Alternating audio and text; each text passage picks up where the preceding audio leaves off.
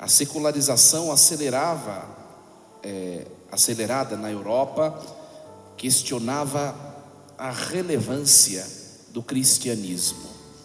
Então havia um vazio de autoridade sagrada que era preenchido por essas nações que se unificavam por meio de tiranias e de ideologias. Em meio a isso, o Papa Pio XI, sensível à conjuntura do seu tempo, ele afirma de maneira eloquente: Cristo, não o Estado. Ele é a única autoridade suprema que deve reger toda a vida humana. Aqui nós vemos o que podemos dizer de uma ironia profética, né? Há uma ironia histórica magnífica. A festa ela foi promulgada para combater a reis falsos, para afirmar que nenhum outro tirano terreno pode reivindicar a autoridade absoluta que pertence unicamente a Deus. E qual é essa afirmação que essa festa faz? Ora, reconhecer que um rei reina de um trono invisível, que não governa pela força, mas por amor, que é exaltado pela cruz, não pela conquista.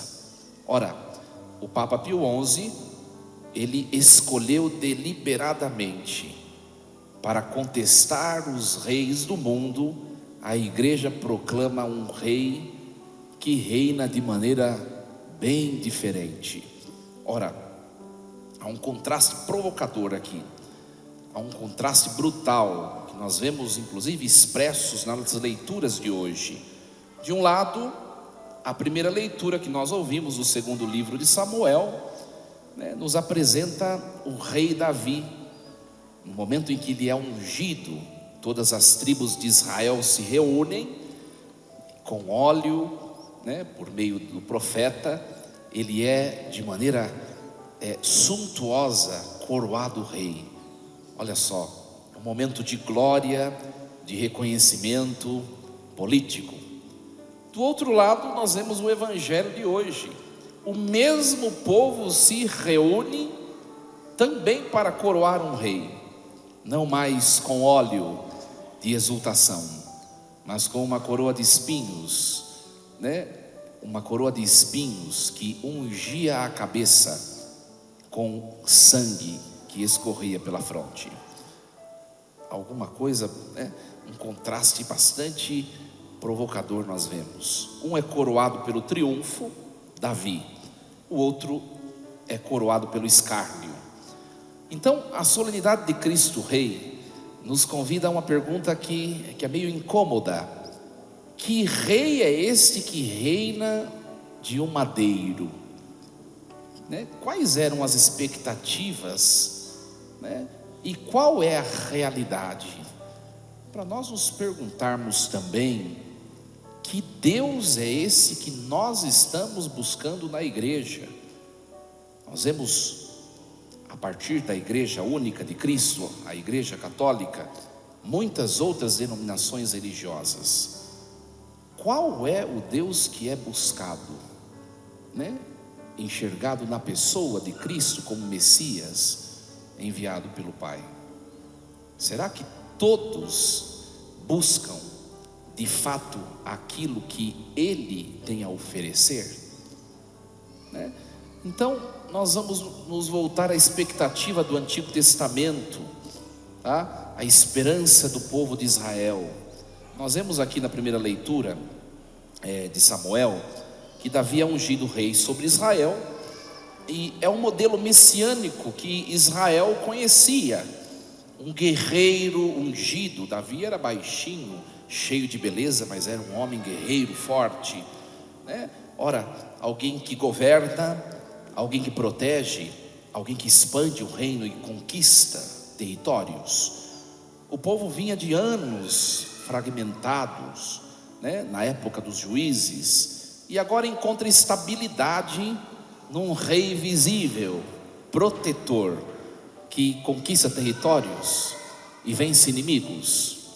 Esse é o padrão, esse é o poder terreno, esta é a vitória militar, a autoridade institucional. Tem muita gente que ainda sonha em ver a igreja, né, conquistar o mundo dessa maneira,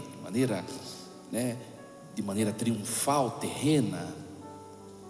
Ora, nós vemos que quando Jesus nasce, nós nos voltarmos ao texto de Mateus capítulo 2, nós vemos que os magos vão seguindo a estrela para encontrar um rei libertador que viria libertar o povo do Império Romano. Quando chegam lá em Belém, encontram uma coisa um pouco diferente, não é? Nós vemos também, quando Jesus começava a fazer milagres na sua vida pública, os evangelhos nos narram, que muitas vezes tentaram levar Jesus para coroá-lo rei, porque fazia obras fascinantes. Nós vemos que até quando Jesus entra em Jerusalém, próximo da sua paixão, eles o chamam de filho de Davi. Ora, é o libertador que vai destruir a guarda romana. Enfim, até mesmo no Calvário, no Calvário os crucificadores zombavam: se és o Messias, salva-te a ti mesmo. Ou seja, vença esta ignominiosa tortura. Então, aqui nós vemos uma lógica cristalina, um verdadeiro rei salvaria a si mesmo, desceria da cruz, aniquilaria os seus inimigos, e essa seria a prova da sua majestade. Ora, então, se nós olharmos com cuidado o Evangelho de Lucas, diz que o povo permanecia ali observando, esperando que ele fizesse isso.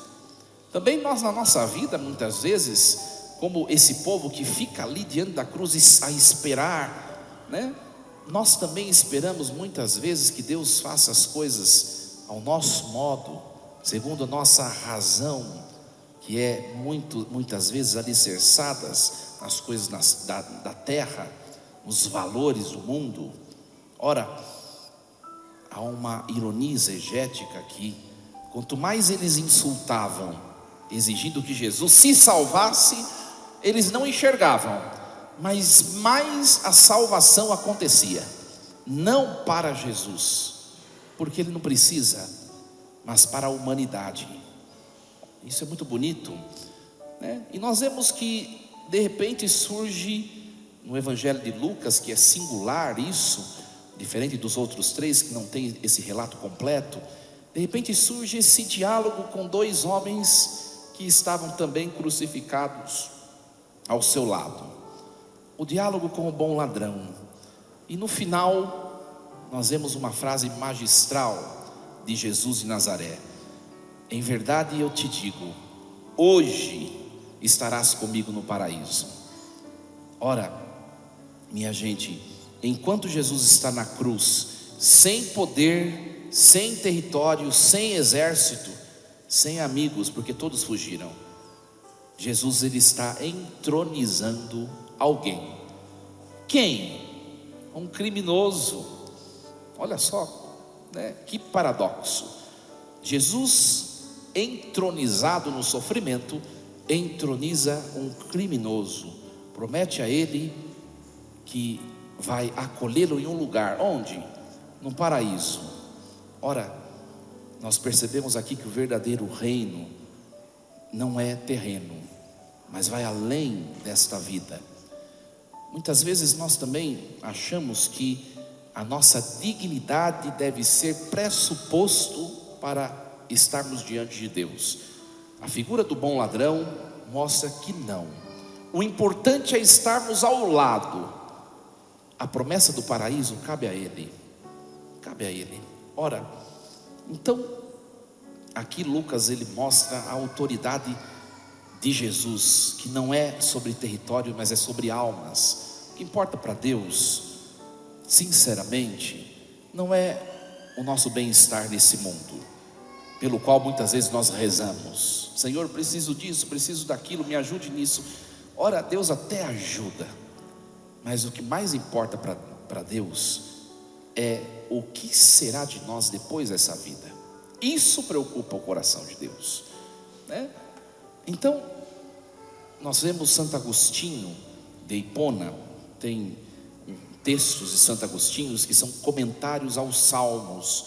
E quando Agostinho faz a homilia desse capítulo 23, o Salmo que tem ligação com este evangelho do capítulo 23 de Lucas, Agostinho ele vai dizer assim: quando todos pensavam que Jesus era derrotado, silenciosamente ele vencia. Quando faziam-no descer da cruz o seu corpo ensanguentado, a sua alma subia com todos os condenados dos infernos. Ora, a sua fraqueza aparente, no seu silêncio trazia a sua força renovadora. A sua morte era a sua vitória. Então, para Agostinho, a verdadeira realeza está em salvar e não conquistar. Cristo não é rei ao modo de Davi. Ele reina sobre Israel, mas ao modo de quem reina sobre a morte, o pecado e o diabo. Olha só, nós vemos hoje que não era muito um rei que eles esperavam. Nós já percebemos isso, né? Então, que rei que esses esperavam?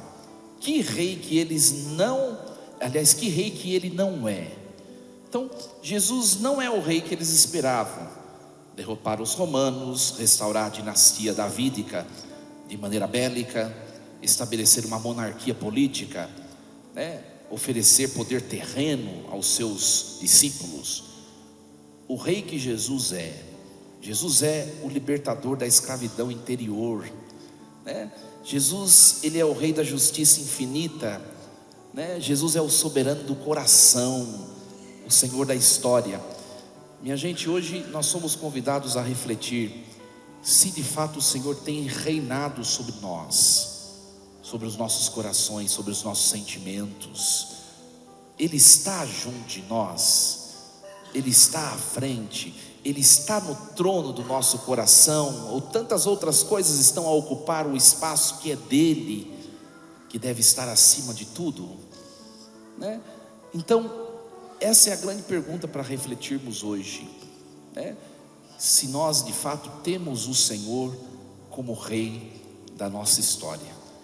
Que essa liturgia de hoje nos faça amar mais o mistério de Cristo. E uma única coisa, de maneira mais importante, que nós levemos dessa solenidade neste ano litúrgico: Ele reina no silêncio e às vezes no sofrimento. Que nós percebamos a Deus em tudo aquilo que nós vivemos, nos momentos bons, sim, mas percebamos também nos momentos de provações da vida. Ele reina, Ele está fazendo cumprir a sua vontade. Força e coragem, assim seja. Amém. Um instante de silêncio. Pensemos um pouco se efetivamente o Senhor tem sido Rei do nosso coração, do nosso casamento, das nossas casas, famílias e trabalhos.